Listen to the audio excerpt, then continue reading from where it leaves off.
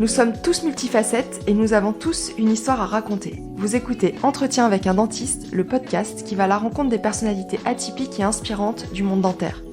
Je suis Florence Etcheverry, chirurgien dentiste et ici votre hôte. Le podcast vient de fêter ses 1 an et donc c'est pour moi l'occasion de vous remercier pour vos écoutes, pour vos commentaires et aussi pour vos encouragements. En 1 an et bientôt 35 épisodes, j'ai fait des rencontres incroyables, j'ai tissé des liens avec mes invités et aussi avec vous, les auditeurs qui m'accompagnaient dans cette aventure depuis le début. C'est aussi le moment et l'occasion de revenir un peu sur ce qui m'a motivé à lancer ce podcast et surtout sur ce qui m'anime aujourd'hui. En fait, au travers des entretiens que je vous propose, j'ai envie de vous faire découvrir des parcours de vie très différents les uns des autres, mais en fait qui sont tous porteurs du même message. Celui qu'il y a une quantité infinie de chemins pour s'accomplir, mais surtout que c'est jamais trop tard. Écouter des histoires, c'est quelque chose qui me passionne et qui m'inspire, qui m'apporte souvent des clés pour me permettre de mieux me comprendre. Et en fait, c'est ça que j'ai envie de partager avec vous.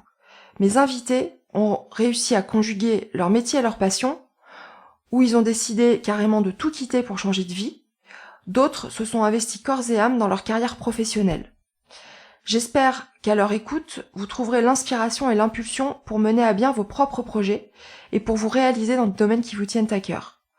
Que vous soyez chirurgien dentiste, étudiant en dentaire ou que vous hésitiez à vous lancer dans cette voie, j'ai fait ce podcast avec pour espoir et objectif en fait de créer du lien au sein de notre profession où nous sommes souvent isolés, mais aussi j'avais envie de montrer une autre image plus valorisante, plus positive au grand public.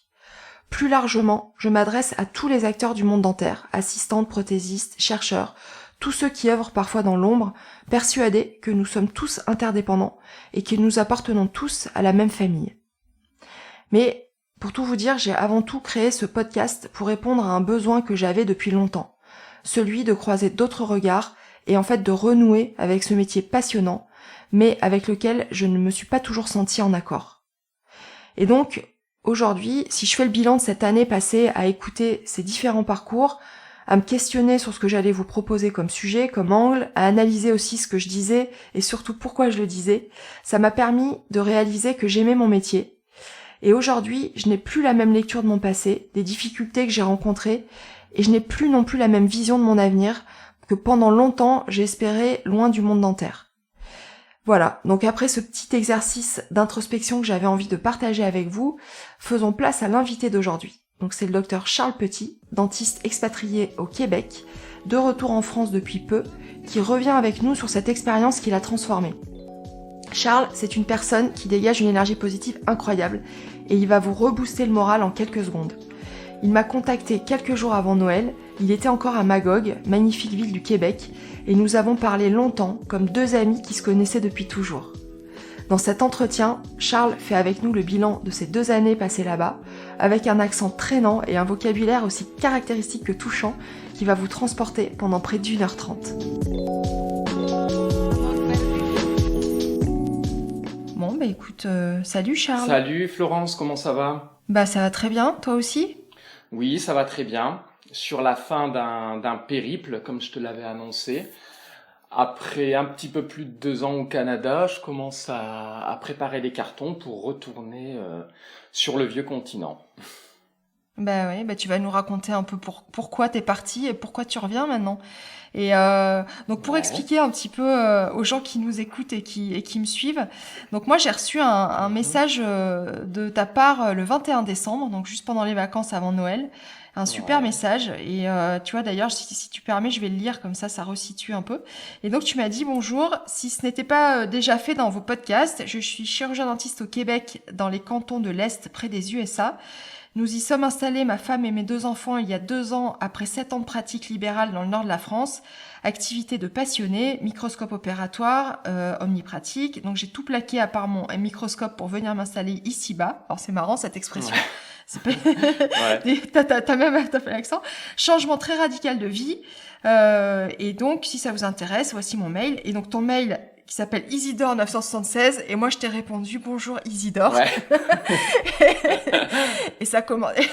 Mais j'avais mis entre parenthèses avec un point d'interrogation parce que je me doutais bien que c'était peut-être pas ton prénom et c'était drôle et donc j'avais pas fait attention en fait que ton nom était marqué juste à côté mais voilà. Donc bah écoute tu vas nous raconter un petit peu tout ça. Donc là t'es à Magog. C'est ça. C'est au Québec, ça a l'air d'être une ville absolument paradisiaque. Ouais. Je pense que tu as bien choisi le terme. En fait, je suis arrivé ici, je vais pas dire par hasard, mais pour pouvoir venir au Québec, je t'en reparlerai après, il fallait d'abord trouver un maître de stage. En tant que chirurgien dentiste français, il y avait plusieurs façons à l'époque de rentrer au Québec. J'avais un copain de promo déjà à l'époque que je salue, qui s'appelait Freddy, et qui lui, très peu de temps après avoir passé sa thèse en France, son rêve c'était de venir au Canada. Et donc lui, il était passé, j'ai envie de dire, par la grande porte, c'est-à-dire de passer ce qu'on appelle le CSCT comme on le passait en France, mais ça s'appelle autrement ici.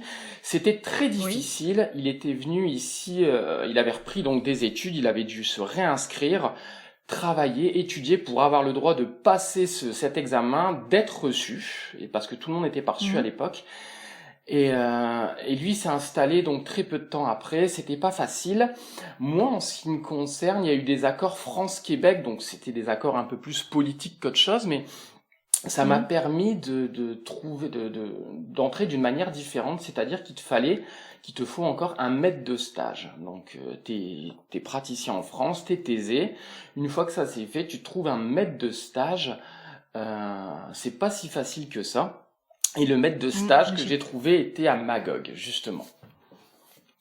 D'accord. Ouais, Ah oui, donc tu vois, moi, comme j'ai vu qu'il y avait un lac, le lac Memphremagog, qui avait un parc national. Donc, comme je sais que t'es très sportif, je pensais que t'avais choisi pour ça, en fait. En partie parce qu'en fait, j'avais pas visité que Magog, j'avais envoyé des CV à plein de cliniques, mais vraiment, quand je te dis plein, il y en avait peut-être une quarantaine, une cinquantaine. Et j'avais retenu ce qui m'intéressait le mieux parmi les réponses que j'avais eues. Magog en faisait partie, il y avait également d'autres villes. Mais c'est vrai que Magog, écoute, quand tu passes le panneau de la ville, que tu vois que tu as une super montagne, on appelle ça le Mont Orford ici. Donc c'est pas les Alpes françaises, mais ça vaut bien le Jura ou les Vosges. Et t'as un lac. Et écoute, j'ai envie de te dire, il y a peu de choses que tu peux pas faire en hiver comme en été. Ouais. C'était vrai. Ouais, c'est ce que je voyais. En fait, il y a beaucoup d'activités d'organiser. Il y a des pistes de ski, il y a du ski de fond. Enfin bon, raquettes évidemment. Ouais. Bon, le lac où toi tu fais du kitesurf. Ouais, c'est ça. On appelle ça alors l'hiver, on appelle ça du paraskiflex. C'est un drôle de nom. C'est comme du kitesurf. Si tu veux, c'est exactement pareil. C'est le même matériel. Mais t'es sur un lac gelé, t'es sur de la neige, tu mets des skis ou à la limite un snowboard et ça te permet donc de profiter du lac tout l'hiver, le temps où il est gelé, le temps où il est sécuritaire d'aller dessus. Et ça te fait faire des belles balades. C'est vraiment quelque chose c'est un sentiment particulier. Les premières fois où je l'ai fait, parce que vraiment tu te balades, t'es dans le néant. Hein, tout est blanc, tout est immaculé. C'est une sensation super agréable. T'entends le vent qui siffle dans tes oreilles, c'est du vent vachement froid, tu sais mais t'es vraiment, j'ai envie de te dire, t'es au bout du monde quand t'es ici. Ouais. Et tu m'as envoyé, c'est les vidéos que tu m'as envoyées justement cet hiver. Ouais, je t'en avais. C'est ça. Ouais, c'est celle-là. Je t'en avais envoyé en kite et puis il y avait une passion aussi que j'ai toujours, c'est le paramoteur. Donc c'est le moyen le plus facile de s'envoler en l'air, j'ai envie de dire. C'est un grand ventilateur que tu mets dans le dos. C'était Nicolas Hulot, je sais pas si tu te rappelles dans ses reportages de Choya. Si. Ouais. Il utilisait ça. Donc c'est une grande voile de parapente. L'avantage, c'est que ça te permet de partir de où tu veux. Souvent on me pose la question, tu sais, tu décolles de où? T'es obligé de partir d'une certaine altitude. Non, tu peux partir d'une vallée. Tu peux partir de où tu veux et tu vas à la hauteur que tu veux. Hein. Tu gazes, alors t'accélères, tu décélères autant que tu veux pour monter, descendre et voilà, te diriger dans les airs. Et comment t'as découvert tous ces sports? Moi je suis du nord de la France, donc j'habitais pas loin de Dunkerque ou de Boulogne-sur-Mer, donc forcément c'est des endroits, c'est de la côte qui est très vantée par chez nous. Et j'ai envie de te dire que là-bas, le kitesurf, déjà, c'est un sport un peu régional, on peut dire. Il y a beaucoup de monde qui en font. Balade-toi sur la baie de Boulogne, de Wimereux 800, un week-end où il y a du vent et tu verras que ça. Il y a des dizaines, des centaines d'ailes. Et puis le paramoteur m'est venu parce que j'ai toujours été passionné par les choses aéronautiques et que c'était facile, c'était abordable et qu'il y avait une école pas loin de chez moi. Donc Ouais, t'as un côté un peu aventurier quand même. ouais, non, on va dire sur le tard. Là, j'ai 37 ans, je l'ai pas toujours été. J'ai pas toujours été comme ça. À l'époque, j'étais plutôt, je vais pas dire casanier. J'aime le sport, mais de là à faire des trucs un peu extrêmes, non, c'est pas du tout, mon style à la base. Non, je l'ai fait parce que j'avais un copain qui en faisait déjà. Ça me tentait, mais me lancer tout seul comme ça à l'aventure, je l'aurais peut-être pas fait. Non. D'accord. Mhm. Bon. Et si on commençait par le pas le commencement, Ouais. mais le début du choix de métier, c'était un choix de départ ou c'était un non-choix? Tu pensais faire médecine et t'as eu dentaire? Non, bah ça s'est fait complètement par hasard parce que en fait en terminale, c'est quand même un moment de ta vie où tu dois choisir ce que tu vas faire. J'avais fait comme beaucoup une terminale scientifique, mais j'étais vraiment très moyen. J'étais pas du tout quelqu'un qui performait dans les études. J'étais moyen. Et puis je savais vraiment pas ce que je devais faire. Je savais vraiment pas ce que je voulais faire. Mon papa, il est médecin. Et je D'accord. sais que souvent il me disait, tu sais Charles, libre à toi, tu fais ce que tu veux. Une fois que tu auras le bac, après tu choisis un truc. Là, je vois que t'es perdu. Moi, je sais pas quoi te dire, mais je me rappelle qu'il me disait toujours, moi, pendant mes études ou par la suite, quand je voyais tous mes copains qui avaient fait dentaire, euh, c'est quand même un métier qui te permettra toujours de vivre correctement et puis derrière tu pourras toujours faire une activité, tu auras du temps libre. Je te dis ça, tu le prends, tu le laisses. Il y avait pas on m'a pas mis la Mm. corde au cou, on m'a pas forcé à faire quelque Ouais. chose. Mais si tu veux, j'avais pas d'idée, j'avais pas du tout d'idée, je savais pas quoi faire. Donc par élimination, voilà, je me suis inscrit en première année de médecine, je l'ai repiqué. Et puis Mhm. en doublant, ça s'est quand même bien passé. Le choix m'était donné. Bon, j'étais pas premier de la promo, mais j'avais le choix de faire médecine ou dentaire. D'accord. Ouais, mes amis avec qui je m'étais fait un petit groupe de copains, de copines en première année, ils ont tous pris médecine. On avait eu la chance de tous l'avoir. J'avais une copine qui était partie en sage-femme et moi j'ai tenu parole quelque part. Je suis parti en dentaire parce que je m'étais dit bah regarde, première année de médecine c'était déjà compliqué, Ouais. embarquer là-dedans, l'internat dans 6 ou 7 ans, repartir après l'internat. Mm. Dentaire c'était quand même, il y avait le côté manuel que j'aimais beaucoup, que j'aime toujours. Donc voilà, ça a été un choix. Ouais, et puis Ouais. je l'ai regretté un peu à certains moments. Ah oui? Ouais, bah bon. Pourquoi? Bah au tout début quand je suis arrivé en P2, tous mes copains qui étaient en médecine, tu sais, je pense qu'on a tous vécu la même chose. Les copains qui partaient en médecine, ils avaient pas la même vie que nous. Le P2 médecine, c'était fort la fête, les trucs, c'était une année Mm. assez relaxe et nous on a tout de suite été mis dans un bain assez froid où il fallait Oui. assurer, t'avais les TP, ça avait rien à voir. Tu pouvais pas comparer. Mm, c'est vrai. Donc je l'avais regretté. Pendant les années d'études, ça s'était quand même bien passé. Moi, j'ai aimé ça. J'ai pas tout aimé, mais je veux dire les amitiés que je me suis fait parce que j'étais quelqu'un de social et puis je pense que je le suis toujours. J'ai toujours aimé être entouré. J'ai jamais supporté être seul, que ce soit chez moi ou ailleurs. Fallait toujours que je sois en contact avec quelqu'un et puis je me suis fait des amitiés en dentaire comme je m'en étais jamais fait avant. Je me retrouvais avec des Ouais. gens que j'aimais beaucoup et le côté là relationnel, je l'aimais. Ouais, ça vraiment je Mm. l'aimais. Après les cours à la fac, les enseignants, est-ce que j'enfonce pas une porte déjà ouverte en disant que bon, il Mm. y avait du bon et du mauvais. Oui, bien sûr. Et donc, installation, tu t'installes à Lille. Qu'est-ce que tu fais Ouais. après la fac? Donc après la fac, donc je passe ma thèse. Bon, j'ai fait une première collaboration, j'en ai fait une deuxième, une troisième. Un parcours assez classique comme on le fait à peu près tous, hein. Ça se passe plus ou moins bien, mais plus le temps passe à faire des collaborations et plus dans ma tête je me dirige vers un exercice solitaire, chose à laquelle j'aurais jamais pensé quelques années avant parce que, comme je te dis, j'avais un côté relationnel que j'aimais et puis je me disais mais jamais j'irai m'enterrer tout seul dans un cabinet. Et puis, plus le temps passait, plus dans mon exercice, ça se peaufinait, ça s'affinait. Je travaillais avec des dentistes, je leur disais bah ce serait bien de faire ça. Alors parfois ils disaient oui, parfois ils disaient non. Et puis j'avais toujours une frustration quand on parlait de matériel ou de mettre en place quelque chose dans le cabinet que, qui pouvait pas se faire parce qu'on partageait pas toujours les mêmes avis. Je me disais, ben, je gardais ça au fond de moi en me disant, ben un jour j'ouvrirai mon propre cabinet. Et puis, chemin faisant, j'ai rencontré mon épouse avec qui je suis toujours en ce moment, et mes deux enfants d'ailleurs, que je salue bien. Et je me suis marié avec mon épouse.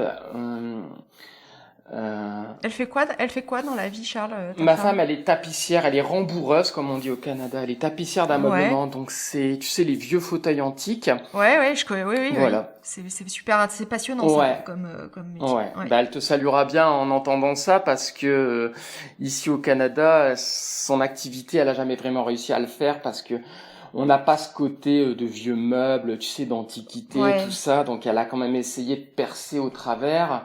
On n'était pas à Mm. Montréal non plus, tu sais, donc ça a été un petit peu difficile. Et elle a réussi à refaire quelques meubles, mais pas de quoi se développer. Donc ça aussi, ça a pesé sur la balance pour le retour. Ouais, sur le choix.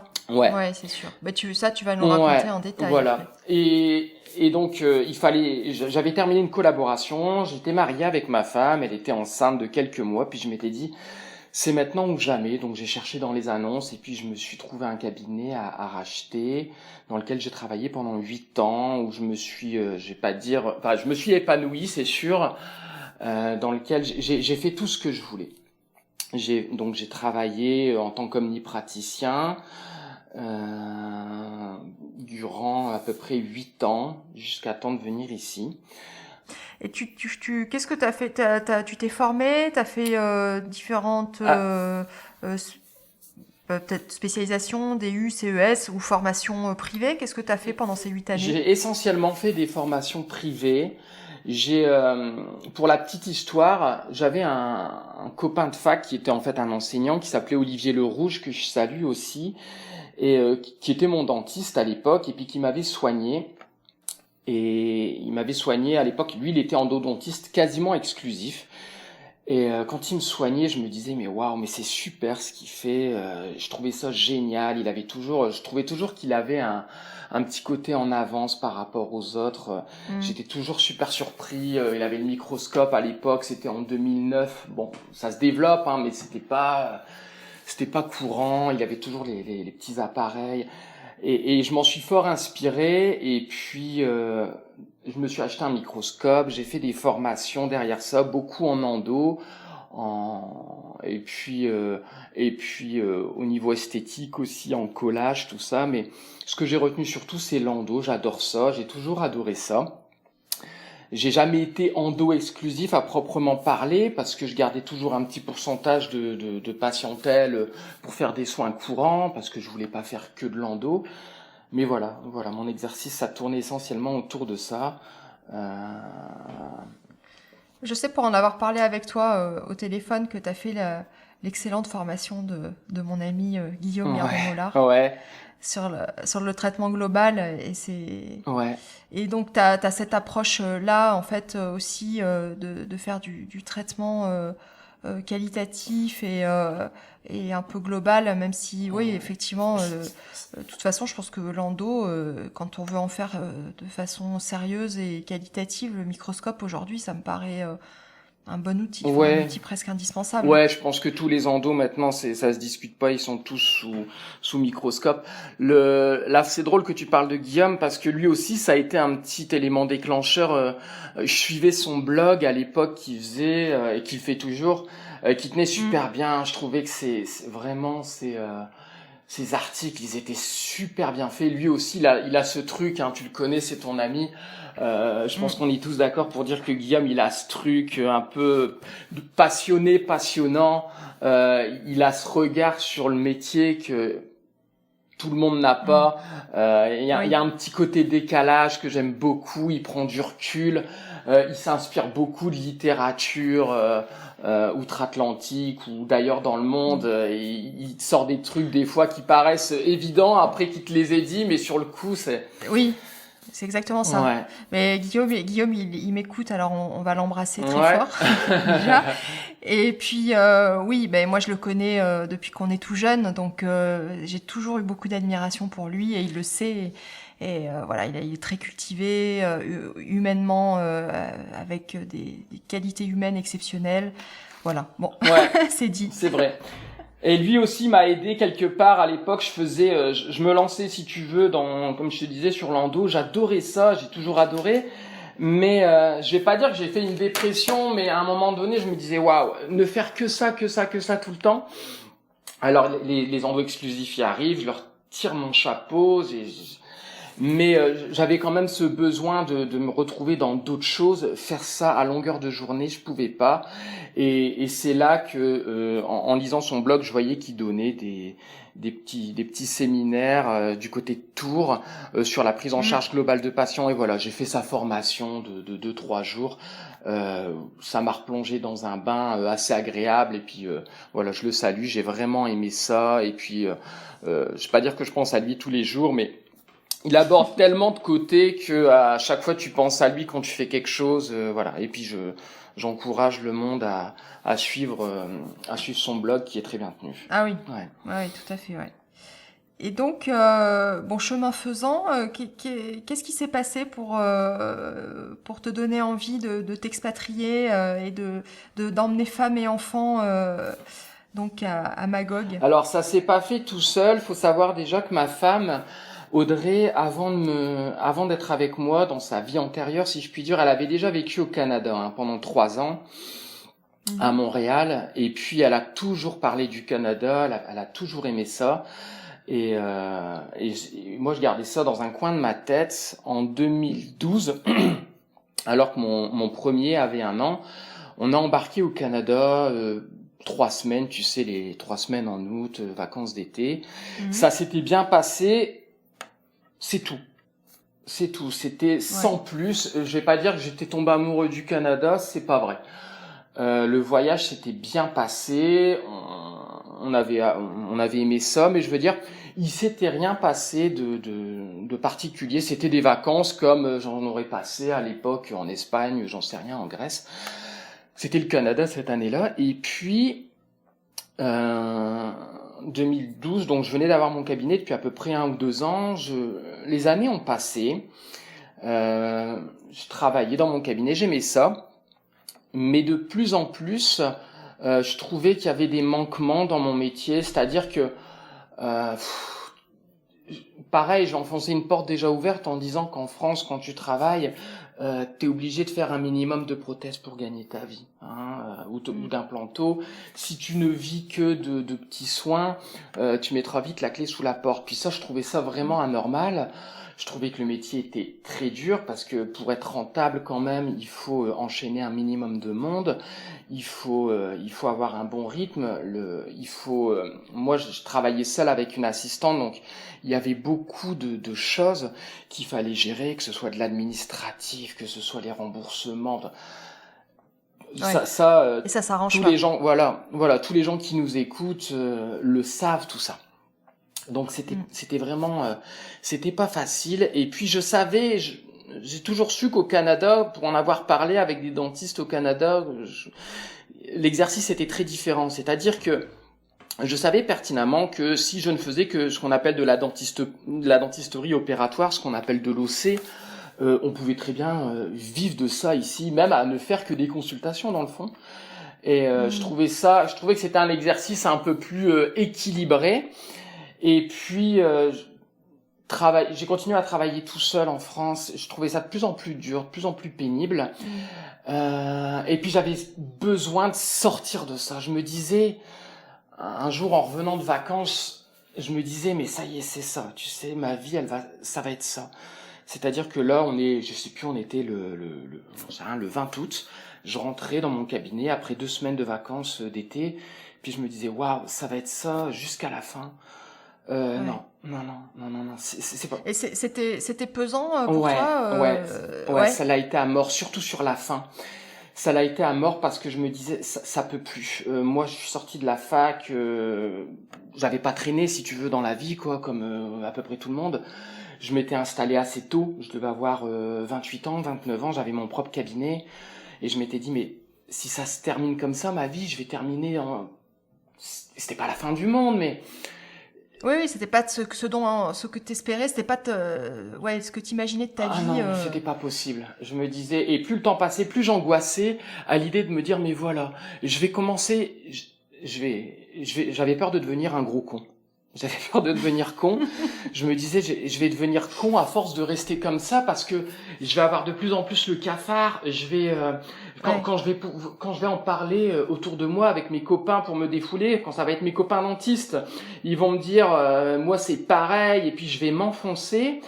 Quand je vais en parler avec d'autres personnes, des amis complètement hors du contexte, ils vont me dire, mais arrête un peu de te plaindre, Charles. Arrête de te plaindre. Hein, oui, d'accord, s'il te plaît, on voudrait tous être à ta place, là, ou en tout cas, on voudrait tous avoir ton confort de vie. Mais intérieurement, je commençais à brûler sévèrement. Et il fallait qu'il se passe quelque chose. Et c'est là que, en février 2018, on est reparti au Canada parce que je voulais voir le Canada l'hiver. Et puis, j'étais allé avec ma femme, mes 2 enfants, ma belle-mère. Et quand on a atterri avec ma femme, rien qu'à deux, on s'est promené rue Sainte-Catherine à Montréal. C'était beau, il y avait tu sais, c'est l'Amérique du Nord, hein, tu sais, t'as les plaques d'égout qui fument, les odeurs, d'accord. La neige sur les trottoirs, je me disais waouh. Je voyais les plaques de cliniques dentaires qui sont différentes des nôtres, hein, tu sais, là-bas ici la publicité est autorisée, donc ça avait une autre allure. En France aussi maintenant. Ouais, quelque part. Ouais, il y en a qui arrivent. Ouais. Ouais, ça arrive. Ouais. Et là vraiment, là je sentais que ça palpitait en moi, puis je me disais waouh, ok, c'est bon, c'est ça. La suite, ça va être ça. Dans ma tête, c'était mûr. C'était comme ça. Et le fait que ton épouse soit peut-être plus mobile, qu'elle ait déjà eu cette expérience-là et qu'elle était peut-être tout à fait partante, ça t'a aidé ou c'était pas, enfin, évidemment c'est un projet à deux, mais ce que je veux dire c'est que toi t'étais sûr déjà pour toi, quoi. Ouais. En fait, ma femme, ça a été un facteur prépondérant. C'est grâce à elle. Ouais. Elle avait vécu ici. Elle m'avait dit, si tu veux le faire, on le fait. Moi, c'est mon rêve de revenir ici parce que j'ai toujours rêvé de revenir ici. J'ai un manque énorme. Ça s'était tellement bien passé quand je vivais. Bon, elle, c'était Montréal qu'elle voulait. Mais c'est elle qui a fait les démarches pour moi. C'est elle qui a fait mon CV.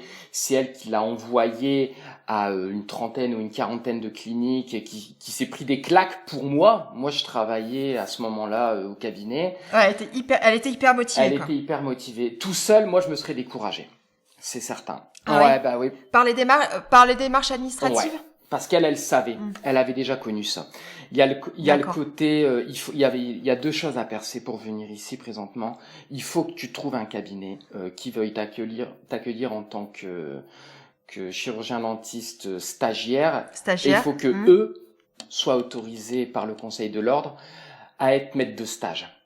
Et c'est marrant, ça ressemble au même fonctionnement qu'ont mis en place en France là, les facs par rapport aux stages actifs de 6e année. Ouais, c'est un peu ça. Sauf que ici, pour être maître de stage, j'ai envie de te dire, ça plaisante pas. T'as des très très bons dentistes qui ne peuvent pas être maîtres de stage parce que Ils auraient eu un impondérable avec un patient, ce qui peut nous arriver à tous, même si t'es le meilleur dentiste du monde, on s'entend parfois que tu peux faire un insatisfait qui ira se plaindre, même si ça donne pas suite, même si il a pas obtenu gain de cause, t'as une trace dans ton dossier. Ce dentiste-là, il pourra pas devenir maître de stage. D'accord. Et également, toi de ton côté, en tant que stagiaire, si t'as une trace au niveau du Conseil de l'ordre, je pense que ce sera vraiment pas facile pour montrer patte blanche au Conseil de l'ordre des dentistes du Québec. Voilà. Ça a pris combien de temps, toutes ces démarches? Ça a pris, dépendamment du monde, moi ça a été très très vite. C'est-à-dire que moi, ce que je te raconte là, quand j'ai eu le coup de foudre, c'était au mois de février 2018. En octobre 2018, j'étais ici. D'accord. Ouais, donc. Et t'as vendu ton cabinet? Si on peut appeler ça vendre, j'ai posé des annonces. Tu le sais comme moi qu'un cabinet aujourd'hui, ça se vend quasiment pas ou plus. Non, c'est vrai. Hein, et donc après maintes et maintes propositions, ça a toujours coulé et finalement, je l'ai revendu en pièces détachées. Donc tu as revendu le matériel. J'ai revendu le matériel. Le local était à toi, tu étais propriétaire des murs? Le local, je l'ai toujours loué. Ça a été quelque chose quand même qui m'a un peu soulagé dans le sens où j'ai pas eu besoin de trouver racheteur. C'est ça, le local, je l'ai rendu au propriétaire qui était l'ancien dentiste en fait, et qui en a refait un appartement classique. Et puis ma maison à l'époque que j'avais, je l'ai revendue. Ah oui. Ouais. D'accord. Ça t'a fait un peu de cash pour partir et le temps de voir venir aussi, parce que il faut un petit peu d'argent d'avance pour mener des projets. Ouais, exactement. Comme celui-là. Ouais. L'avantage que j'ai eu, c'est que j'ai pu vendre ma maison et en arrivant ici, j'avais à me soucier de rien. Les personnes qui m'engageaient dans leur clinique avait cherché une maison à louer pour moi, avec ma femme évidemment qui avait fait des recherches au préalable. Il l'avait visité pour moi, donc j'avais un peu de cash. Je suis arrivé, j'avais une maison, j'avais un travail, voilà. J'avais envie de te dire, j'avais plus qu'à mettre les pieds sous la table et puis à commencer l'ouvrage et ça c'était agréable. Ouais. Et du côté des enfants, quel âge ils avaient en 2018? Alors Ariel, mon premier, quand il est arrivé, il avait 6 ans. Donc lui, il avait commencé le CP en France depuis 1 mois, parce que la rentrée c'est en septembre, on est arrivé en octobre. Et ma petite, elle avait 1 an. Donc, donc garderie pour elle. Ici, il n'y a pas d'école maternelle. On appelle ça la garderie. On n'appelle pas ça la crèche, pour info. Ce qu'ici on appelle la crèche, c'est les orphelinats ou quelque chose de ce genre-là. Donc, ah oui, d'accord. C'est pas tout à fait pareil. Non. Et mon petit garçon, donc, on l'a inscrit en première année de primaire ici. Et puis, écoute, les enfants, ils ont cette puissance, ce pouvoir de s'adapter beaucoup plus facilement que nous. Surtout à cet âge-là, parce que c'est pas encore l'âge des amitiés comme au collège ou au lycée, ou des fois collège ça peut être un peu compliqué. Mais c'est vrai qu'à l'âge de rentrer en CP, ils s'adaptent très vite. C'est sûr qu'il avait ses petits copains à l'époque dans son école, et puis ses cousines, ses cousins qui habitaient dans le coin, et puis là on l'a basculé, tu sais. Il s'est retrouvé catapulté à l'autre bout du monde et puis sous la neige qui arrivait très vite, mais c'était une expérience, je pense, dont il se rappellera tout le temps parce que il y a le côté où lui, le bus jaune veut aller le chercher, tu sais, un peu comme en Amérique. C'est l'Amérique du Nord, hein. Tu sais, quand Bart Simpson il prend son bus le matin, qu'il passe le prendre devant la maison, c'est exactement ça. Avec sa boîte. Ouais, sa boîte à lunch. Ouais, c'est ça. Sa pomme, sa petite compote et puis sa gourde et son sandwich pour le midi. Donc très très vite, il s'est fait des amis ici et ma petite qui allait à la garderie, elle, tu sais, à cet âge-là, les interactions, c'est pas encore, ça commence, mais c'est pas encore, ça a rien à voir avec un enfant plus âgé. Donc ça s'est très bien passé pour elle aussi. Et raconte-nous un petit peu ton stage, alors ce que tu as trouvé auprès de ton tuteur ou ton maître de stage, comment était le cabinet, qu'est-ce que tu as découvert comme nouveauté Mhm. par rapport à la France? Bah alors, déjà, premièrement, le cabinet dans lequel je travaille, je l'ai choisi. Hein, j'en avais fait deux autres dans d'autres circonscriptions qui étaient sympas aussi. Et ce qui avait fait que j'avais retenu celui-là, c'était que c'était un grand cabinet. Tu sais, tu rentres là-dedans, tu prends une grande inspiration, tu souffles un bon coup, t'es pas étriqué entre quatre murs, même de 90 mètres carrés. Là, c'est quand même une grande surface, une grosse équipe.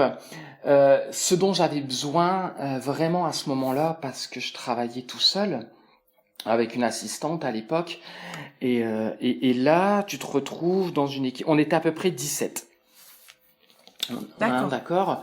Donc pour faire simple, il y avait trois assistantes à trois secrétaires à quasi plein temps. On était 4 dentistes, 4 assistantes dentaires dédiées au fauteuil.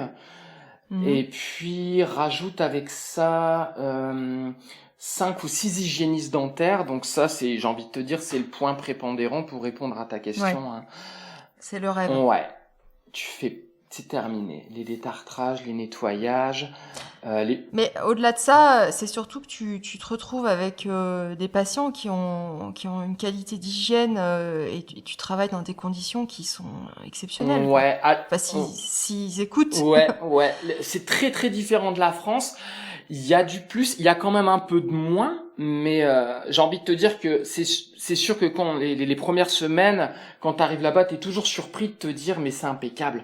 Les bouches sont propres. Ça concerne essentiellement les patients qui sont suivis régulièrement. Hein, c'est pareil Oui, partout. bien sûr. Hein. T'as toujours Oui. une partie de la population qui est pas ou peu soignée. T'as des aides. T'es au Québec, hein, donc t'es dans la province où tu payes le plus d'impôts, le plus de taxes, mais ça implique forcément que t'as un système social un peu le plus développé en Amérique du Nord. Ouais, Hein, je d'accord. comprends. Donc t'as l'équivalent de la CMU ici, ils appellent ça le BS, le bien-être social. Ça veut dire que il y a toujours un panier de soins qui est moins développé qu'en France, c'est sûr. Hein, t'as pas le droit au traitement de canaux, les dévitalisations, les couronnes, t'as pas le droit à tout ça. Mais ces gens-là sont quand même peuvent être soignés régulièrement. Et c'est sûr que les hygiénistes, elles apportent un plus quand toi tu ne fais que les superviser, t'arrives, le nettoyage est fait, elles ont pris les radios, le plan de traitement est déjà quasi établi. Et, euh, et c'est un vrai confort. Après, toi, tu ne t'en tiens qu'à ton métier exclusivement. Hein. Pour quelqu'un comme moi qui travaillait dans mon cabinet, qui devait gérer les documents, l'administratif, t'as des secrétaires pour ça. Au fauteuil, c'est pareil. Parfois, je devais quand même préparer mon plateau. À l'époque, pendant que mon assistante, elle était au téléphone. Là, non. T'as une secrétaire qui est au téléphone. Ton assistante fait rentrer ton patient. Toi, t'es pas dans le cabinet à ce moment-là. T'es ailleurs. Elle le fait rentrer, elle lui pose des questions, elle lui demande pourquoi il est venu, elle met déjà son petit gel, son petit topique d'anesthésiant parce qu'elle sait où tu vas geler, où tu vas piquer. Ouais, quand t'arrives, tu mets tes gants, bonjour, ça va bien, le dossier médical est déjà rempli, signé. Tu fais une toute petite mise au point et t'embarques. Ouais. C'est du rêve Bah ouais, que tu nous vends là. ouais, c'est du rêve quand tu l'entends de ta position, de notre position en France. Oui. Et étrangement, il y a quand même eu des choses qui m'ont manqué, des choses auxquelles je vais pas dire que je me suis jamais faite, mais si j'étais venu plus tôt, si j'étais venu tout de suite après ma thèse ou 2-3 ans après, je m'y serais fait. Écoute, c'était pas. Comme quoi, par exemple? J'ai envie la pluridisciplinarité.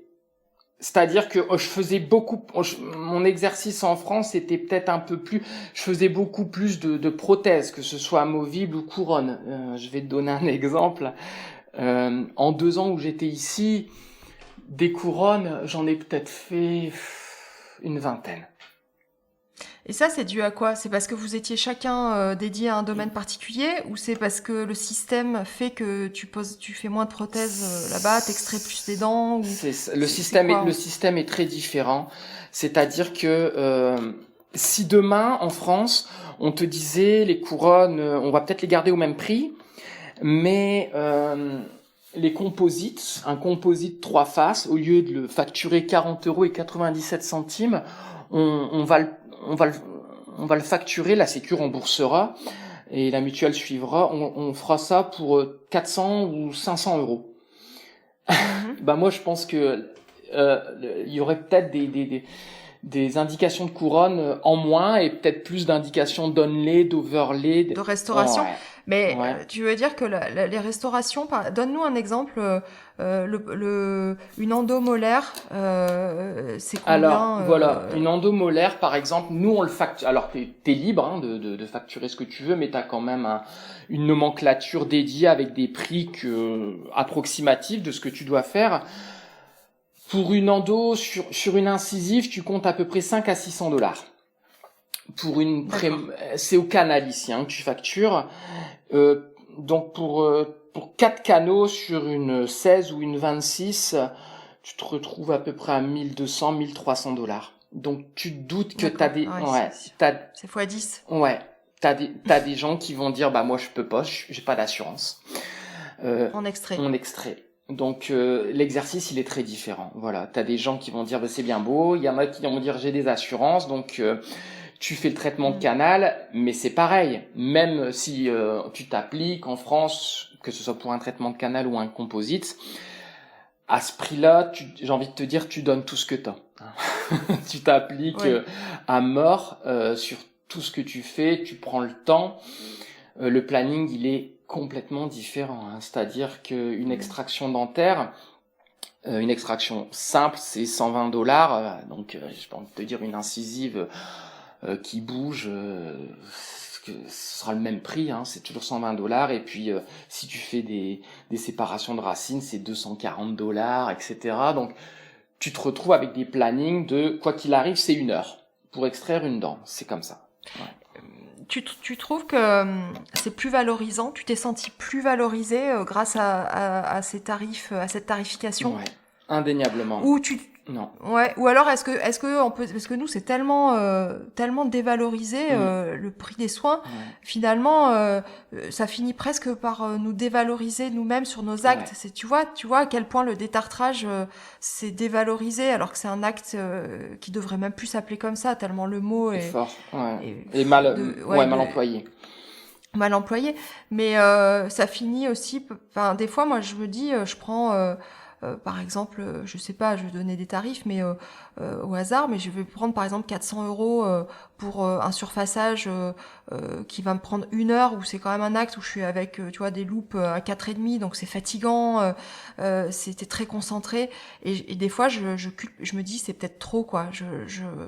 Ouais. Est-ce que ça, toi, des fois, tu t'es dit, non, en fait, c'est trop, quoi, 1200 € pour une endo, par comparaison avec la France, tu Ouais. vois? Ben, j'ai envie de te dire qu'en France, on nous a mis dans une position aussi où on, on culpabilise. On culpabilise. On nous Hmm. fait culpabiliser. Même quand c'est légitime, même quand t'as des frais, même quand finalement tu fais le ratio après que tu te dis bon ok là moi j'ai bloqué mon cabinet qui me coûte autant par heure, euh, j'ai employé des moyens, tout ça. Là-bas, genre ici en tout cas au Canada, j'ai envie de te dire, c'est sûr qu'il y aura toujours des patients pour te faire culpabiliser, mais non, c'est définitivement très différent. Le monde sait que ça coûte cher et la question n'est plus là. La question n'est plus là. Les gens te demandent le prix de quelque chose et est-ce que je me suis senti mal à l'aise? Pas vraiment, pas vraiment parce que comment dire, au moment où le soin est fini, comment dire, l'assistante raccompagne le patient au secrétariat, c'est plus ton affaire. Ce n'est plus ton affaire. Toi, tu as travaillé, tu as fait ce que tu devais faire. Après, on reste humain comme pour tout. Si tu sais, on peut pas faire 100% de réussite s'il y a un problème derrière. Si ton endo tourne en infection, si ta couronne brise pour X raison, ou ton soin, ou ton composite, c'est sûr que tu sais, on va faire ce qu'il faut, on va rattraper, ou on facturera pas, ou on fera un avoir. On reste des humains. Hein, mais est-ce que je me suis senti très différent en travaillant, en facturant ici, qu'en France, définitivement. D'accord. Ouais, parce que tu n'as pas à t'excuser de faire ton travail, si tu veux. C'est ça. Le monde, les patients savent que le dentiste c'est cher, mais je sais pas si t'arrive des fois, toi, dans ton activité, d'avoir des patients, parfois, qui veulent un peu développer le sujet quand ils sont sur le fauteuil en te disant, mais quand même, c'est cher, comment que ça se fait, et pourquoi la mutuelle rembourse pas, et pourquoi. Oui. Ici, la question n'est pas là. Hein, ça, on est en... Je pense que ce que tu expliques là tout de suite, et c'est cette justification permanente, pour ma part, des fois pèse beaucoup dans la balance. Ouais. C'est-à-dire que si parfois mon métier me pèse, en grande partie, c'est ça. C'est cet état d'esprit de tout le temps être dans la justification, la négociation, le dû. Voilà, c'est vrai que ça, c'est chronophage, mais aussi fatigant, parce que t'as l'impression qu'on te met tout le temps un petit peu... on essaie de t'appuyer là où ça fait mal. Ouais, c'est usant, ça te prend beaucoup d'énergie. J'ai envie de te dire, parfois, tu sors d'un soin que t'as fait j'en sais rien, une dévitalisation, c'était super compliqué, t'es fatigué, mais c'est pas la même fatigue que quelqu'un, je vais pas dire un patient agressif, mais c'est une fatigue, et ça aussi, ça a pesé sur la balance. Tu me demandais tantôt ce qui a fait, quels étaient mes choix pour venir ici. Ça a énormément pesé aussi. Je me disais peut-être ça va être pareil là-bas, mais non, ça a pas été, voilà. Les Français, en grande partie, hein, on est des latins, on parle, on s'exprime, on monte le ton. Ici, t'es en Amérique du Nord. Les Québécois se considèrent latins, la plupart, avec qui tu parles, mais j'ai envie de te dire, ça reste une masse française noyée dans de la culture américaine, si tu veux. Et leur mentalité est vraiment très différente. Et voilà, ils vont pas jaser, comme on dit ici, pendant des heures. Tu veux quelque chose, tu payes. Tu veux pas quelque chose, tu payes pas. Ça s'arrête là. Vous autres, les Français, là, vous êtes bons à jaser en tout temps, là, mais nous autres, là, on n'a pas besoin de ça. Tu sais, c'est comme ça qu'ils vont te dire les choses. Tu le fais bien. J'ai pas de mérite. Je peigne dedans. Et au niveau de justement de leur approche, au niveau humain, qu'est-ce que t'as trouvé là-bas de différent? Écoute, je vais te dire, Florence, moi ici, j'ai baigné au niveau des connaissances, des liens que je me suis fait, j'ai baigné dans mon jus, littéralement. C'est-à-dire que il y a une approche différente, hein, comme je te disais, ça reste nous on est plutôt des latins, eux c'est pas la même chose. Moi j'y ai trouvé mon content ici, je me suis fait des amis, leur façon de parler, j'ai aimé ça. Je vais pas dire qu'il a fallu se battre pour percer, mais tu te noues pas des amitiés ici comme tu le ferais en France. Ici, quand tu rencontres quelqu'un à une soirée, à un événement, même un patient, j'en sais rien, ça arrive très vite. Comment ça se passe en France? Moi, je pense que dans 90% du temps, ce qui enclenche, ce qui engendre une future amitié, c'est l'invitation. C'est l'invitation à venir à la maison ou à boire un verre, ce genre de choses. Ici, moi, j'ai eu la chance de faire des activités qui m'ont permis de rencontrer du monde. Je me suis fait des copains comme ça. On se voyait, que ce soit sur le lac ou que ce soit ailleurs, sur le sentier glacé. tu parles et puis de fil en aiguille, tu parles, tu te fais des amis comme ça et c'est des amitiés que tu te noues de manière différente. Il a fallu que j'invite une fois, 2 fois, 3 fois, 4 fois, puis après l'amitié elle s'est faite comme ça, mais c'est pas parti de la même façon. C'est de vivre des moments avec des gens, pas nécessairement la parlotte, pas de jaser tout Je le comprends. temps. Ouais. Et donc après ce stage, t'es resté travailler dans ce cabinet-là ou t'as changé? Non, je suis toujours resté dans le même cabinet, ça. T'es toujours resté dans le même cabinet. Ouais. Et tu faisais quoi alors pour nous décrire un petit peu, qu'on plonge un petit peu dans ton quotidien? Ouais. À quoi ressemblaient tes journées et tes semaines? Tu vois, tu travaillais Alors, combien de jours, tes horaires? c'était, pour faire simple, je travaillais, on va dire, le lundi, mardi, mercredi, de 8h à 16h30, à peu près. Le vendredi matin, de 8h à 13h. C'est le planning type. Après les journées, tu m'expliquais, enfin je te coupe un petit peu, mais tu m'expliquais que l'organisation des journées, notamment au niveau scolaire, était complètement différente de la France. Ouais. Donc c'est ça, voilà, c'était. Ouais. Qu'on s'imagine bien nous que c'est pas forcément le même rythme en fait. Les journées se terminent plus tôt, les repas se font plus tôt. Enfin, bref. Pour en revenir à la journée type que j'avais, on va dire que je devais avoir entre 7 et 8 patients par jour, et puis en moyenne 3 et 4 patients, 4 à 5 patients en hygiène.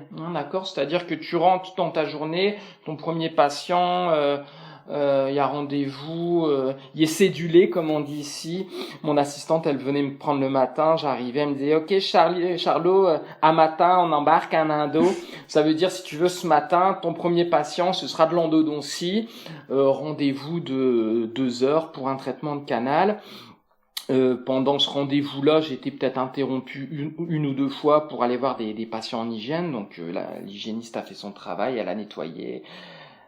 Elle a pris des radios, donc toi tu vois ça, tu redonnes rendez-vous s'il y a des soins éventuels à faire, et puis tu continues derrière. T'as un patient qui vient pour une extraction, et puis l'après-midi t'as un soin composite 3 faces, derrière peut-être encore une autre extraction ou un autre soin, et puis ça se termine avec une empreinte pour une couronne. Voilà, ça c'est ma journée type. Donc assez cool comparativement à ce que ça peut être en Europe. Et puis pour les enfants commencent l'école à 8h, le bus passe le prendre à 7h30. Voilà, à 11h30 ou à midi, ils s'arrêtaient de travailler, ils mangeaient pendant une demi-heure, 3/4 d'heure peut-être, ils avaient des courtes pauses. Là où parfois en France, tu sais, t'as 1h30, 2h entre midi et 2 ou midi et 1h30. Et à 3h30, l'école est finie. Donc, ils rentrent à la maison. Ouais. Avec un système de garderie? Ouais, si tu veux, c'est-à-dire que nous, notre enfant, Ariel, on l'avait mis ce qu'on appelle au service de garde, ce qui est différent de la garderie. La garderie, c'est pour les enfants... Oui. D'accord, de 2 à 5 ans. Le service de garde, c'est après l'école. Au début, on l'avait pas mis, mais on se rendait compte que, tu sais, ma femme, elle allait le chercher à 3h. Bon, elle avait peu de temps pour... C'est court, ouais, les journées sont trop courtes, donc voilà, on le mettait au service de garde, et au moins il était encore avec ses amis, jusque 4 à 5h, et puis on allait le chercher. Il avait l'école tous les jours, Ariel, du lundi au vendredi. Le mercredi, il avait école. Le samedi, il n'y avait jamais école. Très peu de vacances. C'est-à-dire que des vacances, il y en a à Noël. Il y a 15 jours, à peu près. Ouais. Et puis, il y a la semaine de relâche. En ce moment, là, c'est la semaine de relâche. Donc, tu as une petite semaine. Début mars, c'est tout. T'as pas de vacances. T'as pas les 15 jours. Mais non. Et l'été? L'été, t'as à peu près semblable à la France. T'as à peu près 2 mois. Ouais. Et tu trouves que c'est plus dur comme rythme, c'est plus soutenu? Je te dirais que c'est différent. Il faut plonger dedans. Je te dirais que c'est peut-être mieux réparti, dans le fond. Au même titre que moi, mon exercice au cabinet, il était mieux réparti. J'avais beaucoup moins de vacances. En France, vu de l'autre côté de l'océan, on a une mentalité la tête dans le guidon. Tous. Oui. Ouais. On bosse. Nous, les dentistes, on est très bons pour ça. Écoute, on excelle même là-dedans. Hein. On peut se taper des journées de 12-13 heures pour se dégager du temps. Là, bah, tu vois bien, là, ça n'a rien à voir. Pour les enfants, c'est pareil. Ils ont un peu moins de devoirs. Ils ont moins de vacances, mais c'est plus fluide. Alors, est-ce que c'est plus dur ? Parfois, les vacances te manquent, c'est sûr. Mais j'ai envie de te dire, pour un Canadien qui irait en France, il dirait, mais c'est insoutenable, vous faites des journées, vous continuez de bosser entre 5 et 8 heures. T'as des dentistes qui bossent jusque 8-9 heures. Je sais pas comment vous faites pour être encore au maximum de vos compétences en ce temps-là. C'est trop. Non. Hein. Ouais, non, c'est pas possible. Bon, après, moi, j'ai changé cette façon de travailler il y a déjà pas mal de temps, donc c'est vrai que je me reconnais plus dans ce que tu décris, mais même si, bon, on n'a pas tout ce potentiel-là avec les hygiénistes, mais moi, à un moment donné, enfin, bosser après 6 heures, j'ai plus la tête à ça et je suis plus performante et donc ça sert à rien quoi. Mais c'est la pression aussi financière qui nous fait terminer si tard et puis le manque de praticiens, donc on se sent aussi obligé de couvrir une grande amplitude sur la journée et sur la semaine. Ouais. Mais par contre, je pense que on pourra jamais prendre tous les patients non. et soigner tout le monde. Donc autant faire les choses de manière qualitative et essayer de garder aussi un plaisir à aller travailler. Ça me paraît plus important. Ouais. Je pense que c'est la philosophie. Je pense que c'est la philosophie qu'il faut avoir. Où que tu sois, de toute façon, je vais pas dire que j'appréhende mon retour en France, mais c'est certain que je travaillerai plus du tout de la même façon. Oui, ça t'a complètement. De toute façon, je voulais te demander est-ce que ça avait changé dans ta vision des choses.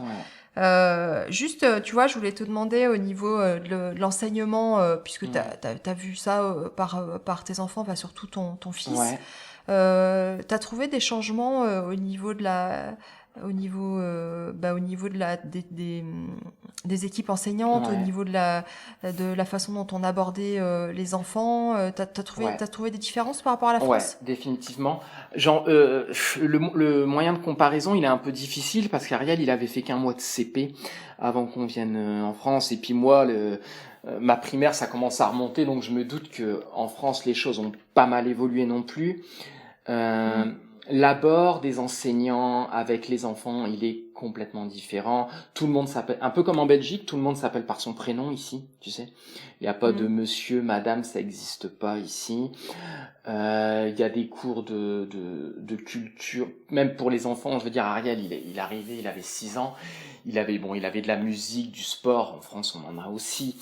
Mais ici, tu as des cours de comportement, d'interaction. C'est très différent. Quand je voyais ses devoirs, la façon avec laquelle les cours étaient faits, ça n'a absolument rien à voir. C'est plus relax, c'est plus cool. Je pense, ouais. Est-ce que c'est mieux ? Je sais pas. Je suis mal placé pour le savoir. Enfin, je pense que tu le ressentiras peut-être quand tu vas revenir en France. On pourra faire un épisode dans un an. Ouais, complètement. Mais je pense que ça dépend. Tu sais, il aurait pu très bien tomber sur des super profs en France et puis des profs moins sympas ici.